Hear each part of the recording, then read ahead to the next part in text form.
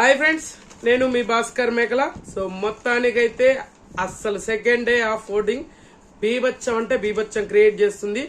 And ఎవరు ఏమనుకున్నా ఏం చేసినా తనుజ ఓటింగ్ ని బీట్ చేసే వాళ్ళు ఇంకా రారు ఏమో అనే క్లారిటీ వచ్చింది. ఎందుకంటే హాఫ్ ఆఫ్ ది సీజన్ అయిపోయింది కాబట్టి ఇప్పటికి కూడా ఢీ కొట్టే వాళ్ళు అయితే ఖచ్చితంగా లేరు. సో మోస్ట్లీ ఇంకా వారు వన్ సైడ్ లాగానే మారబోతుందా అంటే మారే ఛాన్సెస్ హైలీగా కనిపిస్తుంది.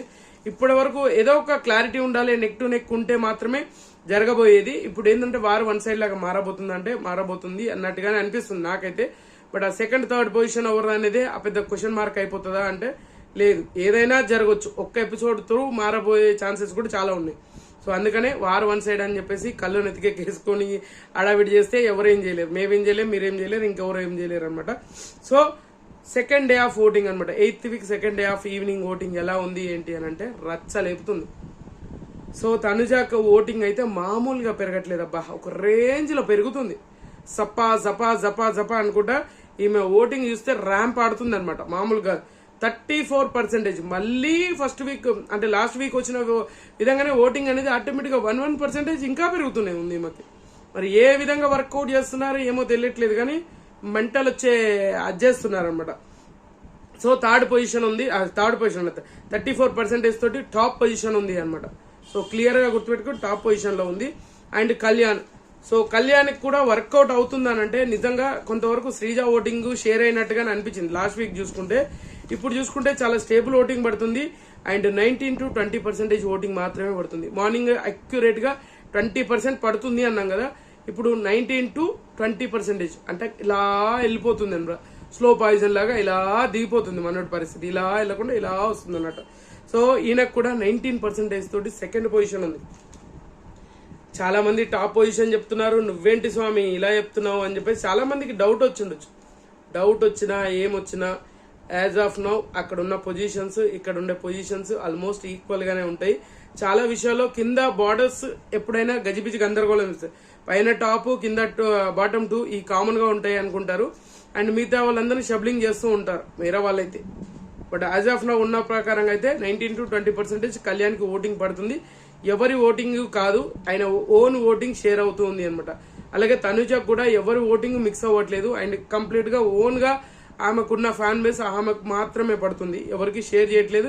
ఎవరు ఓటింగ్ వీళ్ళకి షేర్ అవ్వట్లేదు, ఇది క్లారిటీగా గుర్తుపెట్టుకోవాలి. అండ్ తర్వాత వచ్చేసరికి సంజన ఉంది. సంజనకి 12%, మార్నింగ్ 11% ఉంది అండ్ 12%కి వచ్చింది, మళ్ళీ 12%.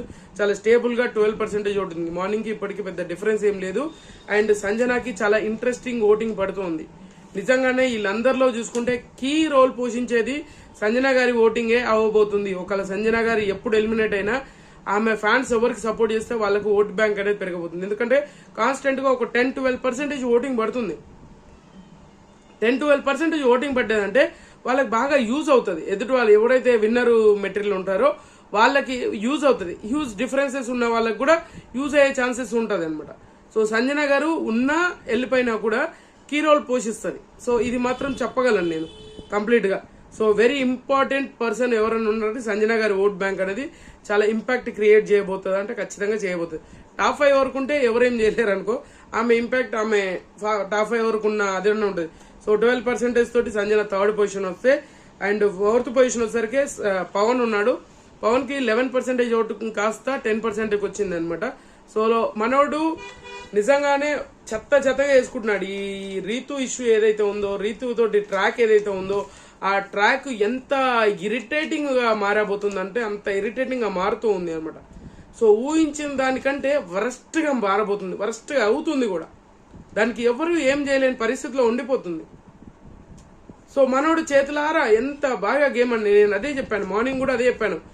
ఎంత ఫిజికల్ గేమ్ ఆడినా కూడా మెంటల్ గేమ్, మెంటల్ గా బ్రెయిన్ తోటి ఆడిన వాళ్ళు మాత్రమే ఎక్కువ ఫోకస్డ్ అవుతారు, ఎక్కువ ఆడియన్స్ కనెక్ట్ అవుతారు.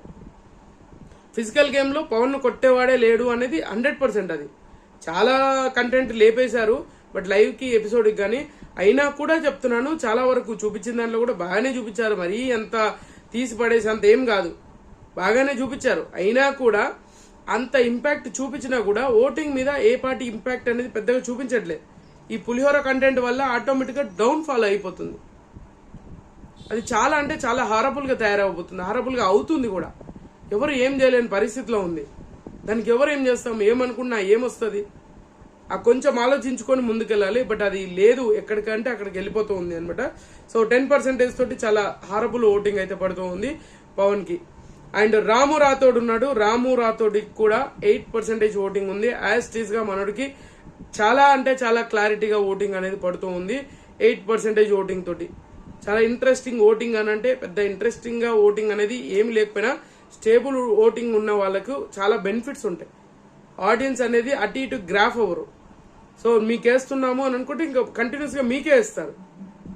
సో లేదు అటు ఇటు అయ్యే వాళ్ళు ఉంటే ఈ రోజు వీళ్ళకేస్తే రేపు వేరే వాళ్ళకి ఇద్దాం, అది గజిపిచి గందరగోళం అయ్యి ఓటింగ్ ఆర్డర్ లో చాలా ప్రాబ్లమ్స్ వస్తాయి. సో స్టేబుల్ ఓటింగ్ కి అన్స్టేబుల్ ఓటింగ్ కి దానే ప్రాబ్లం అదే అనమాట. స్టేబుల్ గా లేని ఓటింగ్ కి అదే ప్రాబ్లం అయిపోతుంది. సో రాముకి 8% తోటి చాలా అంటే చాలా క్లారిటీగా ఉన్నాడు. అండ్ తర్వాత పొజిషన్ వచ్చేసరికి మాత్రం రీతు ఉంది. రీతుకి 6% ఉండే మార్నింగ్, ఇప్పుడు మళ్ళీ 7% ఓటింగ్ వచ్చింది.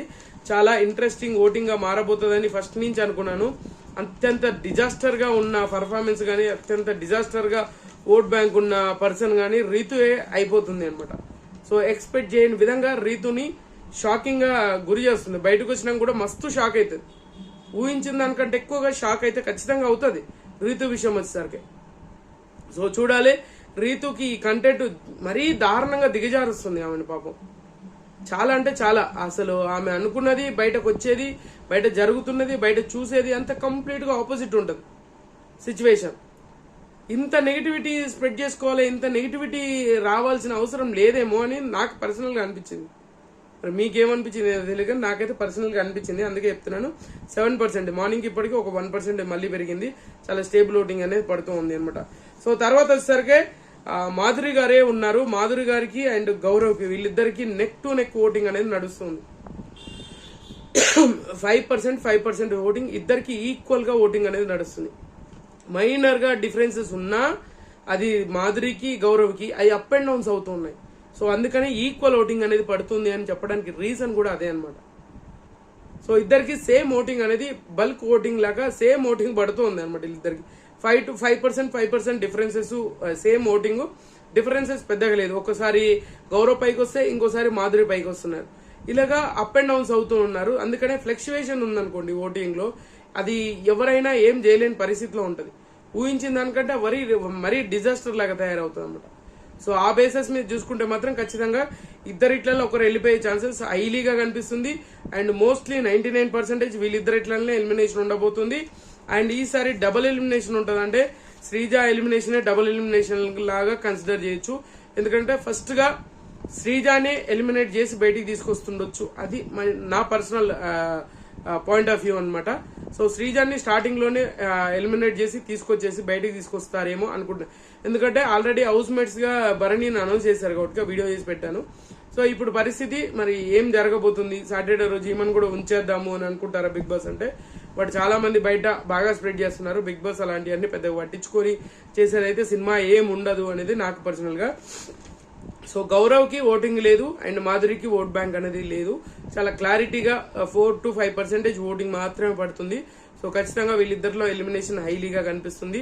ఇద్దరిట్లలో ఒకరు ఖచ్చితంగా వెళ్ళిపోతున్నారు. నాకెందుకో మాధురి గారి నుంచి గౌరవ్ని ఎలిమినేట్ చేస్తారేమో అనిపిస్తుంది. ఎందుకంటే తెలుగు లాంగ్వేజ్ చాలా ప్రాబ్లం అవుతుంది ప్రతిసారి కూడా. ఓన్లీ ఫిజికల్ టాస్క్ వైజ్ బాగా ఉంది అండ్ గేమ్ మీద ఫోకస్ బాగా ఉంది. గేమ్ చాలా బాగా ఆడుతున్నాడు. అది ఒక్కటే కాదు, హౌస్ లో చాలా ఉండాలి, చాలా జరగాలి కూడా. సో అలా అనుకుంటే ఫిజికల్ టాస్క్లు ఆడే వాళ్ళే విన్నర్లు అవుతారు కదా. అలా కాకుండా ఆడుతున్నారు అని అంటే ఇంకేదో big boss expect చేస్తాడనమాట.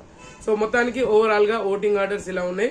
Top position Tanuja, second position వచ్చేసరికి కళ్యాణ్, థర్డ్ సంజన, ఫోర్త్ మన ఎవరు డెమోన్, ఫిఫ్త్ వచ్చేసరికి రాము, సిక్స్త్ మన Ritu, 7th 8th position same ఉన్నారు కాబట్టి మాధురి అండ్ గౌరవ్ వీళ్ళు ఎలిమినేషన్ అయ్యే ఛాన్సెస్ ఎక్కువ ఉందని చెప్తున్నాను.